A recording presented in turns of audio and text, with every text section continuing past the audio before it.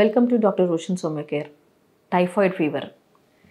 Typhoid fever అనేది కలుషితమైన ఆహారం ద్వారా, నీరు ద్వారా టైఫాయిడ్ ఫీవర్తో సఫర్ అవుతూ ఉంటారు.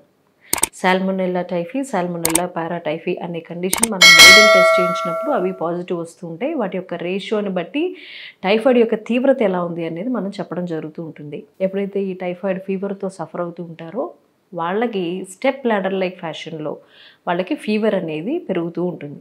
అంటే ఉదయం లేచినప్పుడు 99, 99 డిగ్రీస్ ఉంటుంది, తర్వాత 100, తర్వాత 101, అలా రోజు గడిచే కొద్దీ 104 వరకు కూడా వెళ్తూ ఉంటుంది.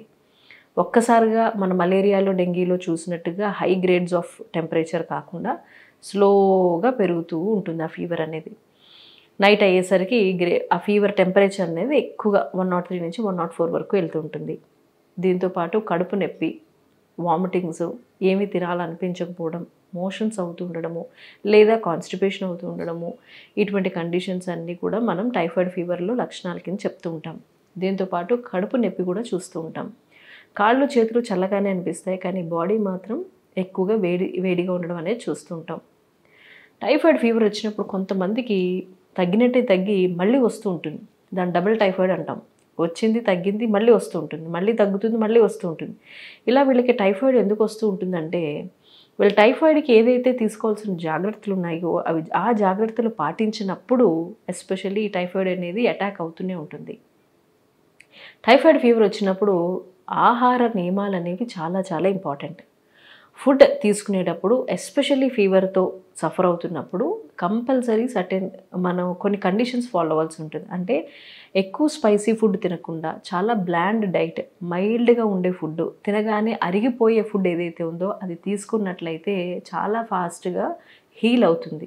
బికాజ్ ఎప్పుడైతే ఈ టైఫాయిడ్ ఫీవర్ ఎక్కువగా వెళ్ళి ఇంటెస్టైన్స్ మొత్తం అన్నిటినీ కూడా డిస్టర్బ్ చేస్తూ ఉంటుంది. ఇంటెస్టైన్స్లో పేర్స్ ప్యాచెస్ అని మనకి డెవలప్ అవుతూ ఉంటాయి. దానివల్ల ఏమవుతుందంటే ఇంటెస్టైన్స్ అన్నీ కూడా వీక్ అయిపోతూ ఉంటాయి. అంటే పేగులో అరుగుదల శక్తిని పూర్తిగా కోల్పోయే పరిస్థితి తీసుకొస్తూ ఉంటుంది. సో ఎప్పుడైతే మనం తీసుకోవాల్సిన జాగ్రత్తలు అంటే మనం ఎక్కువ స్పైసీ ఫుడ్ తీసేసుకోవడము, బ్లాండ్ డైట్ తీసుకోకుండా ఉండడము, బయట ఫుడ్ ఎక్కువ తింటూ ఉండడము, అలాగే కూల్ డ్రింక్స్ అటువంటివి ఎక్కువ తీసుకుంటూ ఉండడము, జంక్ ఫుడ్ ఎక్కువగా తింటూ ఉండడము, ఎస్పెషల్లీ టైఫాయిడ్ ఫీవర్తో సఫర్ అవుతున్నప్పుడు తిన్నా అప్పుడే జస్ట్ తగ్గింది, ఫీవర్ అంతా నార్మల్ కండిషన్కి వచ్చింది అన్న వాళ్ళు కూడా ఇమీడియట్గా వెళ్ళి బయట తీసుకున్నా కూడా ఇమీడియట్గా వాళ్ళకి మళ్ళీ రిపీట్ అవుతూ ఉంటుంది. ఎస్పెషల్లీ ఎక్కువగా ఎవరైతే పానీపూరి, చాట్ ఎక్కువగా తీసుకునే వాళ్ళల్లో మనం ఈ టైఫాయిడ్ ఫీవర్ చాలా ఎక్కువగా చూసాం. అందుకే కొంతమంది దీన్ని పానీపూరి డిసీజ్ అని కూడా ఈ టైఫాయిడ్ ఫీవర్కి పేరు పెట్టారు. ఎవరైతే ఎక్కువగా టైఫాయిడ్ ఫీవర్తో సఫర్ అవుతుందో ఒక పీరియడ్లో అంటే ఒక 4-5 months బ్యాక్ ఎక్కువగా చూసాం టైఫాయిడ్ కేసెస్. దాన్ని బట్టి తెలిసిన విషయం ఏంటంటే ఎక్కువగా పానీపూరి బయట తిన్న వాళ్ళల్లోనే ఈ టైఫాయిడ్ ఫీవర్ వస్తుంది అనేది ఒక నిర్ధారణ చేయడం జరిగింది. అందుకనే దీనికి పానీపూరి డిసీజ్ అని కూడా పేరు పెట్టడం జరిగింది. ఆ వాటర్ కంటెంట్లో మనం ఆల్రెడీ ఇందాక డిస్కస్ చేసుకున్నట్టు పొల్యూటెడ్ ఫుడ్లో, పొల్యూటెడ్ వాటర్లో ఇది కంటామినేట్ అయ్యి బాడీ లోపలికి వెళ్ళిపోతుంది. కాబట్టి ఎస్పెషల్లీ ఆ పానీపూరిలో వాడే వాటర్ ఏదైతే ఉందో దాని ద్వారా బాడీకి ఎఫెక్ట్ అవుతుంది, దాని ద్వారా ఈ బ్యాక్టీరియా లోపలికి వెళ్ళిపోయి టైఫాయిడ్ ఫీవర్ వస్తుంది అనే విషయం మనం గ్రహించుకోవడం జరిగింది. అందుకే దానికి పానీపూరి డిసీజ్ అని పేరు పెట్టడం జరిగింది. అయితే ఇప్పుడు ఈ టైఫాయిడ్ ఫీవర్కి లక్షణాలు చూసాము, అలాగే ఒక స్టెప్ లాడర్ లైక్ ఫీవర్ ఒకటి చూసాము. అన్నిటికంటే ఇంకొక ఇంపార్టెంట్ పాయింట్ ఏంటంటే చాలా వీక్నెస్ అనేది ఎక్కువగా చూస్తూ ఉంటాం. జనరలీ వైరల్ వచ్చింది అంటేనే మనిషి చాలా వీక్ అయిపోతాడు. టైఫాయిడ్ ఫీవర్లో ఈ వీక్నెస్ అనేది చాలా మంత్స్ టుగెదర్ ఉంటుంది. అందుకే ఫుడ్ రెస్ట్రిక్షన్స్, ఫుడ్ ఇంటేక్లో చాలా చాలా జాగ్రత్తలు పాటించాల్సి ఉంటుంది. సో ఈ టైఫాయిడ్ ఫీవర్లో మనం వీక్నెస్ అనేది ఎక్కువగా చూస్తూ ఉంటాం. వీక్నెస్ ఉండడము, స్టెప్ లాడర్లో ఫీవర్ ఉండడము, కడుపు నొప్పి, అరుగుదల శక్తి పూర్తిగా లోపించడము, మోషన్స్ అవుతూ ఉండడము, ఇటువంటివన్నీ కూడా మనం టైఫాయిడ్ లక్షణాలుగా చెప్తూ ఉంటాం. చాలామంది ఇంకొకటి చేసే తప్పు ఏంటంటే టైఫాయిడ్ ఫీవర్ ఎప్పుడైనా సరే ఫీవర్ వచ్చినప్పుడు ఈ లక్షణాలన్నీ ఉన్నాయన్నప్పుడు వెంటనే వీళ్ళు పరీక్ష చేసినట్లయితే, అంటే వీళ్ళకి సిమ్టమ్స్ స్టార్ట్ అయిన ఫస్ట్ డే, సెకండ్ డే చూసినట్లయితే వీళ్ళకి వైరల్ నెగిటివే వస్తుంది. అట్లీస్ట్ ఒక 4 days అయినా వాళ్ళు వెయిట్ చేసి ఆ తర్వాత వాళ్ళ 4th డేన 3 days గ్యాప్ ఇచ్చి ఫీవర్ వచ్చిన తర్వాత 4th డే కానీ 5th డే కానీ పరీక్ష చేయించినట్లయితేనే వీళ్ళకి వైరల్ ఎగ్జాక్ట్గా రేంజ్ ఎంత ఉంది, రేషియో ఎంత ఉంది అనేది మన కరెక్ట్ రీడింగ్స్ అనేవి వస్తాయి.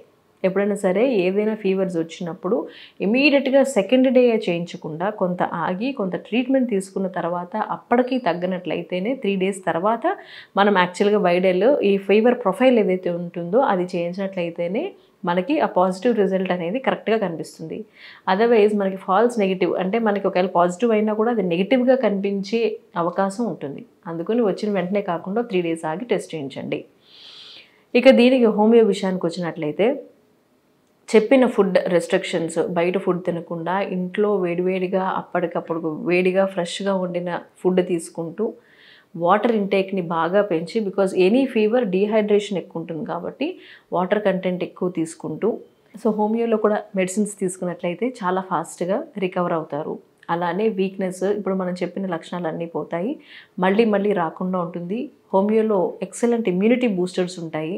సో దట్ ఇలా టైఫాయిడ్ మళ్ళీ రావడము, మలేరియా మళ్ళీ రావడము, వచ్చిన వాళ్ళకి మళ్ళీ డెంగ్యూ రావడము ఇటువంటివన్నీ అవ్వకుండా ఉండాలంటే దీనికి ఎక్సలెంట్ ఇమ్యూనిటీ బూస్టర్స్ ఉంటాయి. టైఫాయిడ్కి ఇచ్చే మెడిసిన్స్తో పాటు ఇమ్యూనిటీ బూస్టర్స్ కూడా తీసుకున్నట్లయితే మళ్ళీ ఆ ప్రాబ్లమ్స్ రాకుండా ఉంటాయి. అది టైఫాయిడ్ అయినా, మలేరియా అయినా, డెంగీ అయినా కూడా. సో ఇటువంటి కండిషన్స్ అన్నిటికీ హోమియోలో ఎక్సలెంట్ ట్రీట్మెంట్ అవైలబిలిటీలో ఉంది కాబట్టి ఎవరైనా సరే టైఫాయిడ్తో కానీ, మలేరియాతో కానీ, డెంగీతో కానీ సఫర్ అవుతున్నట్లయితే చాలా ఎక్సలెంట్ మెడిసిన్స్ హోమియోలో ఉన్నాయి. మీరు దగ్గరలో ఉండే హోమియో ఫిజిషియన్ని కన్సల్ట్ చేసి మెడిసిన్స్ తీసుకోండి. For more videos please subscribe this channel.